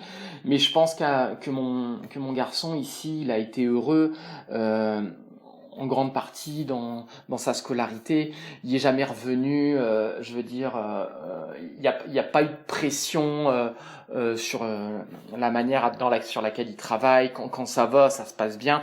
Il n'y a pas de zéro ou tu sais le système de notation, de classement. De notation. Ouais. Je pense que il y a comme une façon de noter les enfants ici. Qui font que quoi qu'il arrive, il se retrouvera pas avec des notes, moi je me rappelle que étant enfant, j'ai eu des 0/10, des 2/10. Lui, tu sais, si c'est vraiment moyen, il aura 50%, 60%. mais je pense que le système de notation, il est pas, ça va pas le ridiculiser. Oui, c'est pas dévalorisant. C'est pas dévalorisant, non, ça l'est moins en tout cas. C'est important ça. Ouais. Mm. Ouais. Et on a dérivé, mais on en était sur ta semaine type, donc tu nous as décrit donc tes journées de travail. Ouais. Après, je veux dire, c'est quoi les changements majeurs par rapport à une semaine type en France, même au niveau de tes activités, au niveau... Ouais, bah je te dirais que quoi qu'il arrive ici, j'étais moins stressé. Il y avait moins de stress. Quand j'arrivais au travail, c'était juste et uniquement pour faire mon travail. Quand t'as un doute sur quelque chose, quand tu sens pas quelque chose, tu t'essayes pas. Je te dis pas qu'en France on est plus cow-boy, mais tu sais, comment te dire, tu fais des soins que tu sais faire, et si t'as le moindre doute, tu fais pas. Donc t'as moins de stress. T'auras peut-être moins de retours. Ça, c'est un point important sur ta vie parce que le stress, nous les dentistes, ça nous touche tous sans exception. Et puis ça peut avoir des répercussions sur le reste de ta semaine, de ton mois, de ton année. Comment t'as vécu les choses. Donc, je faisais mon travail sans stress et en sortant de là, j'ai envie de te dire, je faisais mes activités, j'allais voir mes amis que je m'étais fait. La différence par rapport à la France,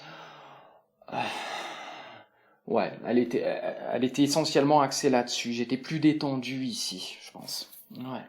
Et au niveau du cabinet, les interactions avec tes confrères, Ouais. qu'est-ce que t'en as retenu aussi? Vous échangiez beaucoup?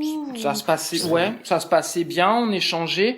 Moi, je suis arrivé dans un cabinet où c'était un cabinet familial. Il y a le papa qui s'appelle Paul, qui tient la boutique, j'ai envie de dire, depuis des années. Et puis sa fille, elle avait mon âge, donc c'était sa fille qui est devenue mon maître de stage. Donc c'était vachement cool pour moi d'avoir une maître de stage qui a mon âge, parce que que ce soit en France ou au Canada, l'enseignement, on a à peu près eu le même. Et les interactions qu'on avait quand on échangeait, on avait une façon de partager la dentisterie qui était assez similaire.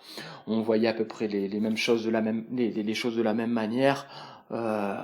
Tu sais, parfois on peut discuter sur certains plans de traitement, mais elle venait souvent vers moi pour me poser des questions sur soit ce que j'aurais fait ou ce que elle aurait fait. Mais confraternité, ça c'est certain. Autant qu'en France, je pense, peut-être même plus. J'ai jamais eu de problème en France. Je pense que on reste, j'espère, assez confraternel. Et eux l'étaient. Il n'y a jamais eu de remise en question sur ma façon de faire. Pendant mon stage d'adaptation, il y a eu des cordes à resserrer à certains moments, c'est sûr. Et puis quand je suis arrivé, que j'avais 35 ans, tu sais, c'était un peu difficile au début parce que je me rendais compte que j'étais un peu, même à 35 ans, j'étais déjà un peu ankylosé dans ma pratique. Tu sais, c'est dur, hein. Ouais, pourtant, je veux dire, c'est pas comme si j'étais arrivé là à 50 ans. Mais tu sais, quand on me dit, ouais, t'aurais dû marquer ça dans ton dossier ici, la façon avec laquelle tu complètes les dossiers, c'est comme si tu faisais une chirurgie cardiaque, hein. Tu dois tout noter. Ouais, c'est très très très complet. Donc là-dessus, il a fallu Traçabilité? Ouais, c'était pas que ça. Et je vais te donner un exemple tout bête.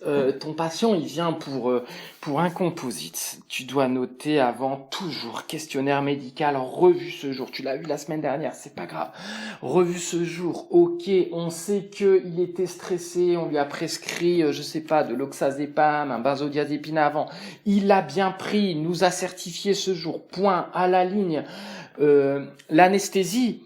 Infiltration buccale, donc mettons si c'est une molaire pour dire une anesthésie périapicale, 1,7 cc 2 fois ou 3/4 pulse si nécessaire, se sentit bien gelé à la ligne.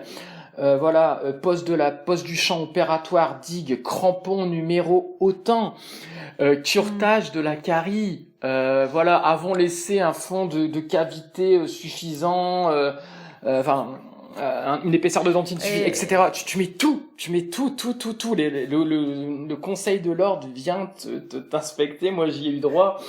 J'ai eu droit, comme tous les dentistes, hein, c'est pas moi uniquement, ça s'est super bien passé, mais voilà, ils viennent t'inspecter et ça niaise pas, comme on dit ici, hein. Faut être... Ouais, mais tu vois, moi, ça me paraît super pro comme façon de faire. Ouais. Deux, quand tu relis tes notes la fois d'après, c'est super agréable. Ouais. Tu vois, quand tu notes plein de trucs comme ça, Ouais. c'est super agréable. C'est gratifiant aussi, je pense. Ouais. Parce que tu te sens mieux dans ton exercice. Mais est-ce que c'est parce que nous, on n'est pas... c'est pas dans notre cursus, on n'a pas appris à le faire suffisamment, ou est-ce que c'est qu'après, une fois au cabinet, on n'a pas le temps de le faire, ou en tout cas, on prend pas ce temps-là? Ouais, je dirais plus ça. Je dirais la deuxième option. Parce que, rappelle-toi, quand on était à la fac, quand même, quand on était étudiant, qu'on prenait des patients en clinique, moi, j'ai quand même le souvenir que, voilà, on avait nos pochettes avec nos codes barres. Enfin, moi, c'est comme ça que je l'ai vécu à ce moment-là. On mettait tout, hein. On mettait les codes barres. Donc, c'était des dossiers papier à l'époque. On notait tout, hein. On notait l'anesthésie, le nombre de carpules qu'on mettait. Attention, t'arrives au Canada, c'est encore un autre niveau. Mais on notait quand même déjà pas mal de choses quand il y avait des impondérables, on notait tout bien. Bon, en France, certains dentistes le font aussi. Tu vois, je te coupe, Ouais. mais moi, les endodontistes avec qui je travaille, Ouais. je suis assez bluffée quand ils m'envoient les comptes rendus. J'ai tous ces détails-là, Ouais, quasiment. ouais. Mais en endo, si tu veux, j'ai envie de te dire, ça fait partie du jeu quand t'as un patient référé par un confrère. On s'aligne tous à peu près sur la même chose. On envoie les photos, les radios, les pré-op, post-op, et puis le compte rendu où on détaille tout bien. Ici, j'ai même envie de te dire qu'on écrit carrément des romans à chaque fois. Mais c'est sûr que ouais, les endodontistes, ils ont je pense que ça a toujours, La rigueur. ouais, ça a toujours existé un peu, ouais. Et donc ça, dans ta journée, c'est quelque chose, ces comptes rendus qui prennent du temps. Ouais. Tu le faisais tout de suite à la fin de la séance, ou tu le faisais en fin de journée, tu te gardais un moment à la fin de la journée pour faire tous tes comptes rendus de la journée? Dépendamment. C'est-à-dire qu'on fonctionne avec des templates, hein, tu sais, des clics droits, Oui. et puis voilà. Donc, quand c'était un cas assez simple, voilà, tu peaufinais un peu ton template, mais rendu en fin de journée, ça t'arrive aussi de relire tes dossiers, et quand bien même tu les relis, t'oublies toujours des choses. Et je peux te dire que quand je me suis fait contrôler, la chance que j'ai eue, c'est que c'était surtout sur des dossiers en endo. Moi, j'ai toujours aimé ça, donc ma façon de remplir les dossiers, tout ça, c'était plutôt correct. Mais elle est revenue sur certains points. Mais elle a pas pioché dans des dossiers, par exemple, où ça se serait pas bien passé, où j'ai eu de la chance à ce niveau-là. Mais malgré tout, je veux dire, s'il y avait des dossiers à choisir, c'est peut-être ceux-là que j'aurais choisi. Et malgré tout, elle a trouvé à redire, quoi, tu sais. Je suis tombé sur quelqu'un de cool, une jeune de mon âge aussi, pareil, une fille très sympa qui me posait des questions complètement hors contexte, qui était un peu curieuse de savoir ce qui m'amenait là-bas au Canada. Mais c'était bon de voir que malgré tout ce que tu pouvais faire, elle t'envoyait un compte rendu derrière en disant voilà, tu sais, oublie pas de noter ça, voilà, ta radio lime en place, même si tu utilises un localisateur d'Apex et que t'es sûr, il faut qu'on l'ait, voilà. Et puis note par exemple que tu sois un peu court de 1 mm sur ta racine mésio-vestibulaire. Voilà, toutes ces choses, tous ces petits détails, bon, c'était pas la mer à boire, mais si tu veux, ça te montre encore que il y a l'exigence. Ouais. Mais je pense qu'on va être beaucoup à se remettre en question suite à ton écoute. Ah, j'espère pas.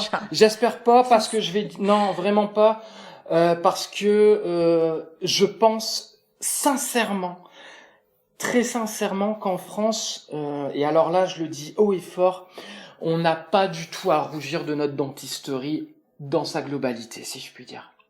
On n'a pas à rougir de ça. Je suis peut-être devenu plus chauvin en étant ici qu'en étant en France, tu sais. Et Oui, c'est normal. ouais, et je vais pas dire que, mais là je vais porter haut les couleurs de la France, mais euh, quand j'allais à l'ADF, quand j'allais à des formations, quand même, on a un niveau, on est très bon en France pour se dévaloriser, hein. T'es d'accord avec moi, Oui, hein, oui, je suis hein, d'accord avec et toi. puis aussi pour dire qu'ailleurs c'est toujours mieux. On est tellement bon pour ça, et puis ici il y avait beaucoup de bien, bien sûr, mais j'ai toujours défendu la pratique qu'on avait, et puis au même titre que quand je serai en France, je protégerai toujours, et je dirai toujours du bien de la dentisterie canadienne. Elle est différente, elle a ses côtés positifs, elle a ses côtés négatifs, mais d'un côté comme de l'autre, de l'océan, il y a des très très bonnes choses, et voilà, on a des super praticiens quand on va à l'ADF, qu'on fait des formations, que ce soit en occluso, en esthétique, en prothèse fixe, en prothèse amovible, en endo. Euh, quand même ici aux journées dentaires, l'équivalent d'ADF, j'ai vu Guillaume Joigny, tu sais, qui Oui, était venu oui. présenter c'est incroyable. C'est une anecdote que je tiens à souligner. On était toute notre gang qui était venue aux Journées dentaires du Québec, donc toute l'équipe, et puis on mangeait à midi, puis ils m'ont dit cet après-midi tu fais quelle conférence? J'ai dit bah moi je vais voir Guillaume Joigny, il bosse avec Bertrand Caillat, c'est des Français, c'est génial ce qu'ils font. Ah bah nous on va voir un Québécois qui présente. Et puis en me rendant à cette conférence, ils sont venus me rejoindre parce que la conférence du Québécois en question était remplie. Et donc Paul et Claudine, les deux dentistes avec qui je travaille, ils ont été bluffés. Ils ont été bluffés. Ils ont aimé sa conférence. Guillaume, c'est un peu le maître en matière de micro-chirando. Il a présenté ça avec la façon avec laquelle il sait bien faire. Il y avait de l'humour. C'était complet du début à la fin. Et c'est non, je repense en fait à l'épisode que j'ai fait avec Guillaume, avec Mathieu Durand, ouais, qui est endodontiste et qui me parlait justement de Joanie, et il me disait complètement dithyrambique en me disant cette personne c'était vraiment une planète à lui tout seul, hein, extrêmement cultivé, extrêmement humain, beaucoup de qualités. Ouais. à mort, ouais.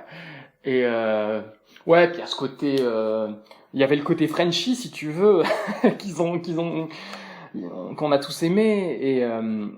Et voilà, je me rappelle que le lendemain, le surlendemain, Paul, il m'en parlait encore en me disant ah les Français, qu'est-ce que vous êtes généreux, vous dites tout. Nous, on fait un peu de rétention d'informations. Tu sais, en France aussi, on a parfois des conférenciers qui vont montrer des super photos, des super radios, mais qui vont pas aller trop dans les détails, qui vont te dire voilà, pour ça j'ai fait ça, j'ai fait ça. Et puis t'en as d'autres qui vont comme Guillaume, comme Guillaume Gardon-Mollard ou comme Guillaume Joigny qui vont tout te dire, il y a zéro problème. Et le lendemain, il avait fait une autre conférence que Paul de ce fait était allé voir sur les traitements, tu sais, mini-invasifs en endo là. Oui.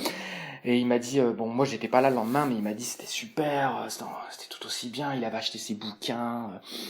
Bref, voilà, pour te dire que la dentisterie française a pas à rougir, malgré tout. Nous, on se voit, tu sais, c'est sûr que le système a fait qu'on se retrouve un peu parfois à faire de la dentisterie à papa, à faire de traitement, tu sais, là-bas, de l'endo, inlay corps couronne, à tout va pour certains, et puis bon, bref. Mais je pense que je pense qu'on est toujours bon dans ce domaine. Voilà. C'est intéressant d'avoir ton point de vue. Ouais. Et alors, c'est vrai que tu nous as vendu beaucoup de rêves, hein, parce que déjà la description des paysages, l'accueil des gens, le rythme de vie plus cool, moins de stress, enfin tout ça. Ouais. Et malgré tout ça, là, vous avez fait le choix avec ton épouse de revenir en France. Donc là, ils t'ont devancé, tu les as laissés rentrer. Ils sont déjà en France. Toi, tu te prépares ton retour là très très prochainement. Qu'est-ce qui a été l'élément déclencheur alors qui vous a décidé à revenir? Bah, il y en a pas eu qu'un seul, il y en a eu plusieurs. En En venant ici, mon épouse, elle voulait aller à Montréal à la base. Parce que Montréal, c'est la grande ville, hein, c'est la ville internationale, c'est une super ville. Elle avait déjà vécu là-bas. Tu fais un peu tout ce que tu veux. Et elle s'est retrouvée catapultée à Magog, qui reste malgré tout une ville paradisiaque, mais elle a eu du mal à s'y faire. Ça, c'est sûr que ça a un peu pesé sur la balance. Son activité, elle a pas réussi elle a pas réussi à se découvrir ici. Et puis moi, de mon côté, je vivais bien ici, je vivais très bien. J'avais un équilibre assez. J'étais bien équilibré. J'avais mon travail qui était là sans être trop oppressant. Je faisais mes heures. J'étais payé pour ça. Et puis j'avais mes activités à côté. Mais de ce fait, notre vie, elle devenait de plus en plus en désaccord. Parce que elle se disait, Charles, il s'épanouit de plus en plus, et moi, tout doucement, je dérive un petit peu, ça va de moins en moins bien. La décision, on l'a pas prise en une semaine ni en 15 jours. Je lui ai d'abord demandé de revoir un peu ses projets, de se donner la chance que ça puisse aller. 1 mois, 2 mois, 3 mois, et puis un beau jour, c'est comme ça, hein, un beau jour, ça va plus. Elle avait besoin de se découvrir ailleurs, et puis ça n'allait plus, et puis moi, j'aime ma femme, j'aime ma famille. C'est pas que de la solidarité de dire ça, mais quand tu vis avec quelqu'un qui devient triste, tu le deviens aussi un petit peu. Oui, c'est tu sûr. prends sa peine, et puis tu dis, si c'est comme ça, c'est tout. J'ai vécu en France, c'est pas le bagne non plus. Mais t'avais quand même une certaine forme de nostalgie de la France, de tes Ouais, amis, de ta il y famille. en a eu, c'est sûr. Ma famille, le manque de ma famille m'a pesé. Les 2 fois où j'ai pris l'avion ici, c'était pour retourner en France, hein. Donc mariage d'un copain, et puis repas de promo. Et retour à la famille, mais ça me pesait quand je rentrais en France. Waouh, il y avait des petits trucs, je me disais, ouais, quand même, ça c'était cool, ça c'était bien, tout ça, les copains, et les verres en terrasse, l'odeur de la cigarette à chaque coin de rue,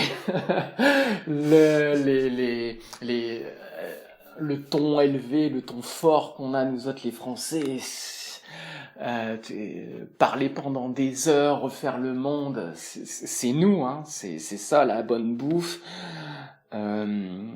Et c'est sûr que dans mon activité, il y avait des choses qui me manquaient aussi. C'est sûr que, comment te dire, tu sais, quand c'est bien payé, 1400 pièces, une endo, un composite, 400 balles. Mais j'ai envie de te dire, t'as pas le droit de te louper, tu sais, et t'as une pression, t'as la pression qui va avec. J'ai envie de te dire, quand le seul avantage qu'on pourrait tirer avec une endo ou un composite moins bien payé, c'est tu le fais de manière plus détendue, et parfois t'es mieux comme ça. Ça a pesé. Je te dis pas qu'il faut que on en reste au même tarif en France. C'est sûr que Non, on mais rattrape. tu as raison tu as raison de rappeler cette balance. C'est-à-dire que il faut toujours se dire, dans n'importe quelle situation, dans n'importe quel choix qu'on fait, et dans tous les cas, il y a un équilibre. C'est-à-dire que ce qu'on va gagner d'un côté, on va le perdre de l'autre. Ouais. Et donc il y a pas de situation parfaite. Non, je crois pas. Mais par contre, la démarche que tu as faite d'aller explorer un autre pays, un autre système, il y a un avant, un après, quoi. Tu vas revenir et tu seras plus le même. Je sais pas. Je pense qu'il y a forcément plein de choses qui vont être différentes, c'est sûr. Ouais, je pense que je replongerai pas dans ma face. Enfin, je verrai les choses différemment, c'est sûr, c'est sûr. Je pense que Et donc là, quels sont justement tes projets quand tu vas rentrer? Est-ce que tu as trouvé déjà un cabinet? Est-ce que tu non. vas te remettre seul? Est-ce que tu veux être en collaboration, en association? Je vais te dire, pour l'instant, j'ai pas beaucoup de projets, ça reste très flou. À distance, j'avais regardé les annonces du Conseil de l'Ordre. Ici, j'étais capable de travailler en équipe. Le refaire en France, je sais pas si j'y arriverai parce que ce sera pas la même chose, ce sera plus la même chose. Et j'ai cette crainte aussi de replonger seul dans mon cabinet en me disant mais waouh, qu'est-ce que j'ai fait? Donc pour l'instant, j'ai envie de de repartir en France, de laisser un peu tomber la poussière et d'y voir plus clair d'ici quelques semaines. Surtout qu'on est en période de Covid et que les choses sont moins évidentes pour personne. J'ai un remplate prévu qui commencera prochainement, qui me permettra donc de remettre la main à la pâte, enfin de me remettre à travailler. Oui, de te remettre dans l'exercice. Assez vite et tranquillement. Et puis j'ai quelques cabinets à visiter. Et puis j'ai une bâtisse peut-être qui pourrait devenir une création. Chose que j'ai jamais faite parce que j'ai jamais créé mon propre cabinet et c'est peut-être quelque chose qui me reste à faire que j'ai encore jamais fait, créer mon propre cabinet à mon image. Peut-être que ça peut être un projet à creuser. J'y ai beaucoup pensé et voilà, je peux pas t'en dire beaucoup plus, mais racheter un cabinet, retomber dans ce que j'ai vécu il y a à peu près une dizaine d'années. Où tu sais, tu rachètes un cabinet et puis tu récupères une patientèle formatée à un praticien qui a travaillé pendant 30, 40 ans.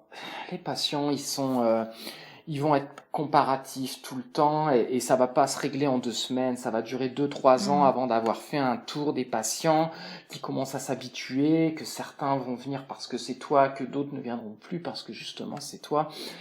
Et je me rappelle avoir vécu ça de manière un petit peu difficile, donc je me dis, tu sais, un cabinet dans le fond, le créer, je veux dire, ça peut avoir des avantages. Tu pars de zéro. Tu pars de zéro, alors ouais, c'est sûr que t'attends le monde au début, t'as toujours cette crainte que ça n'aille pas, que les gens ne viennent pas, mais bon...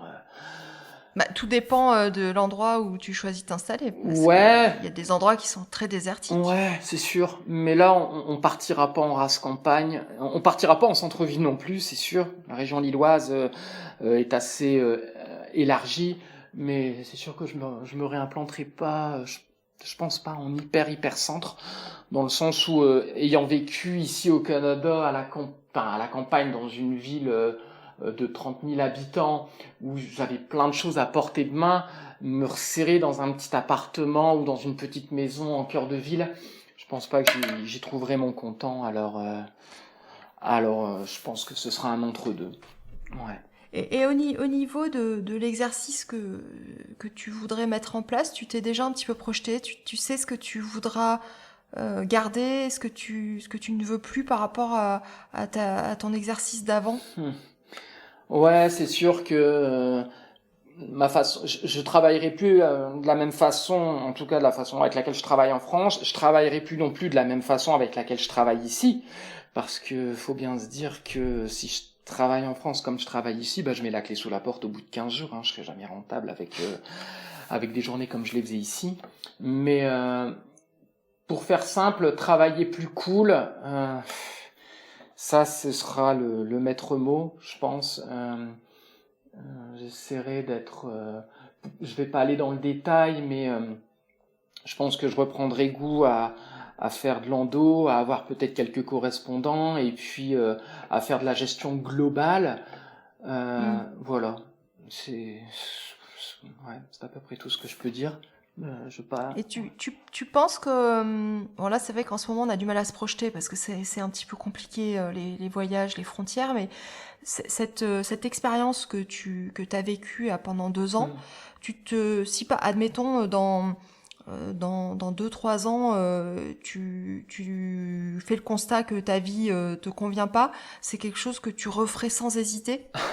Tu poses la super question, là, Florence. Tu poses vraiment c'était, je pense, la question à poser. Écoute, ça se peut. Ça se peut. Je t'avoue que ça a été très pénible de venir ici. Pour les formalités qu'il y a eu à faire, il y a un sujet dont on n'a pas du tout parlé, c'était l'immigration, parce que c'était pas juste l'histoire tu sais, on a parlé tantôt de trouver, il y a 2 choses, il faut que tu te trouves un cabinet, un maître de stage, que tu valides tout ça, que tu te valides auprès de l'Ordre des dentistes du Québec, mais il y a l'immigration. Ça aussi, c'est un point super important, c'est-à-dire que il faut que tu puisses valider un statut. Ça se fait pas si facilement, c'est des démarches que tu dois faire en ligne, tout ça. Donc ça a été pénible, mais je l'ai fait. Je l'ai fait une première fois et je sais comment ça fonctionne maintenant. Ouais. Donc je te dis pas que ça va être les doigts dans le nez, mais je veux pas me mettre la corde au cou.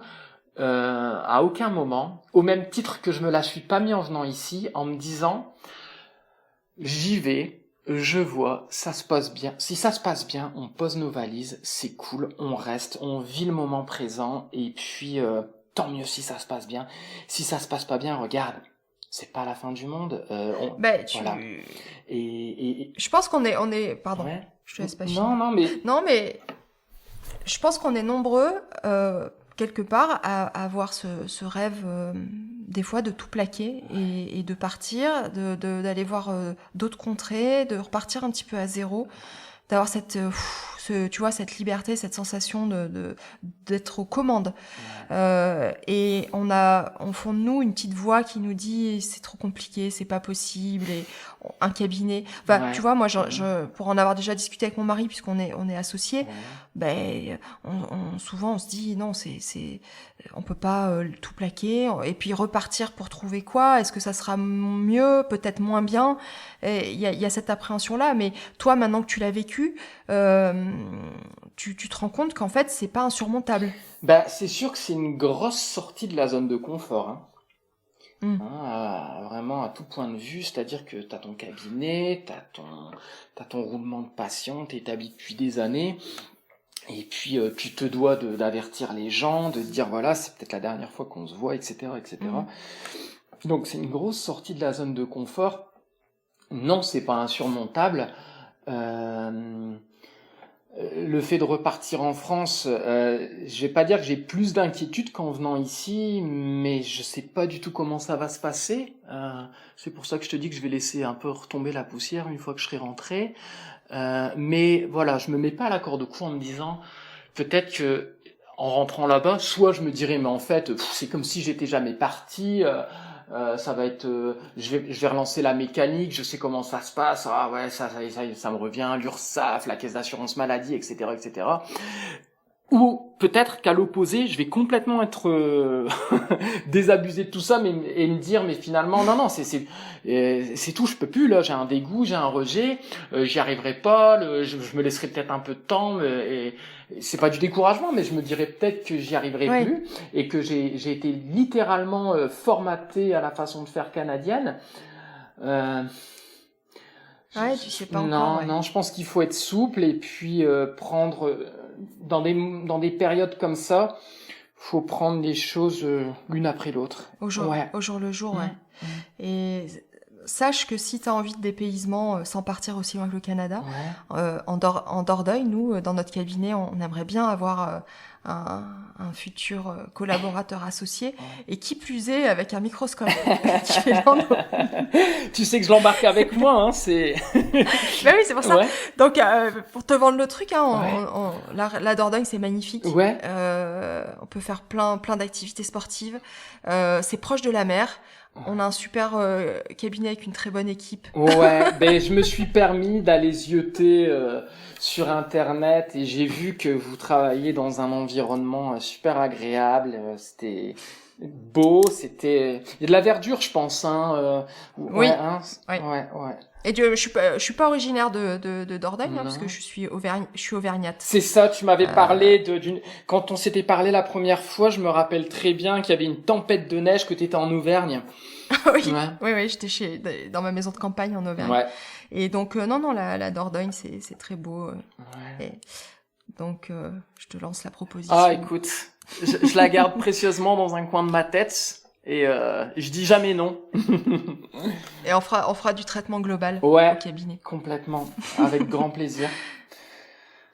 Mais écoute, moi Charles, c'était un plaisir de te rencontrer. T'as bien fait de me contacter ce 21 décembre. T'es vraiment... et tu vois, j'en ai parlé avec Guillaume, et qui m'a fait plein de compliments de toi. Et c'est vrai que t'as ce sourire et ce côté bienveillant, vraiment une très contente d'avoir pu discuter avec toi. Je te souhaite plein de choses pour ton retour en France. Ouais.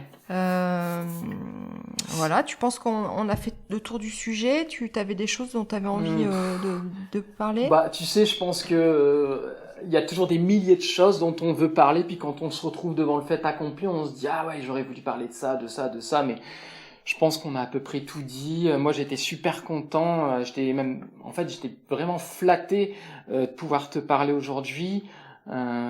J'étais un peu tendu au début. Je pense que ça va s'entendre. J'ai un peu. Non, pas du tout. Bon, non, c'est vrai. Et puis ça m'a fait beaucoup de bien. Et puis voilà, j'étais super content, super ravi d'avoir pu échanger avec toi. Rien n'empêche dans un futur proche ou en tout cas à moyen terme de se reparler si t'en as envie et puis de te redonner d'abord c'est ce que je te dis, c'est ce que je te disais tout à l'heure, c'est intéressant de savoir et maintenant voilà. On en est où? Pourquoi pas, t'auras le point de vue peut-être pas d'un Canadien qui s'installe en France, ça pourrait être un sujet aussi pour toi. Oui. Si t'en trouves. On va le dire là. Si vous avez des connaissances de praticiens québécois installés en France, je pense que dites-le moi. Ouais, je pense qu'il y en a plus qui font. On est plus nombreux nous autres. On est 70 millions de Français versus 7 millions de Québécois. Donc, je pense qu'il y a plus de chances de trouver des Français qui vont au Québec, mais il y en aura peut-être un ou deux quand même qui vont passer là, dans l'autre sens. On lance l'annonce. Ça marche. Je te souhaite une très bonne journée, Charles. Merci, pareil à toi, Florence. Je te remercie beaucoup. Salut. Bye.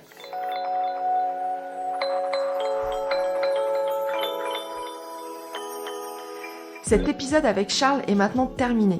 Alors n'oubliez pas d'aller faire un tour sur le site internet d'Entretien avec un dentiste, car en plus de l'épisode que vous pouvez écouter si vous le souhaitez directement de votre ordinateur, vous pourrez également retrouver les photos de Charles et des liens en rapport avec l'épisode. Si vous préférez comme moi écouter votre épisode en faisant du jogging ou en faisant la cuisine ou en prenant les transports en commun, à ce moment-là, le mieux c'est de vous abonner sur une plateforme d'écoute de podcast, donc ça peut être Deezer, Spotify, Apple Podcast. Vous vous abonnez à Entretien avec un dentiste, vous téléchargez les épisodes et après vous les écoutez quand vous voulez, en une fois, en plusieurs fois. Vous pouvez revenir sur des anciens épisodes car ceux-ci ne disparaîtront pas, ils resteront toujours en ligne. Enfin, en tout cas, j'espère. Donc le rythme des sorties des épisodes, c'est un vendredi sur 2. Et même si je vous demande à chaque fois de donner 5 étoiles au podcast et de laisser un gentil commentaire sur votre plateforme d'écoute préférée, le plus important reste le bouche à oreille. Donc je compte sur vous pour en parler tout autour de vous, aux gens à qui vous savez que ça peut plaire ou être utile. Voilà, je vous dis à très vite et je vous souhaite une très bonne journée.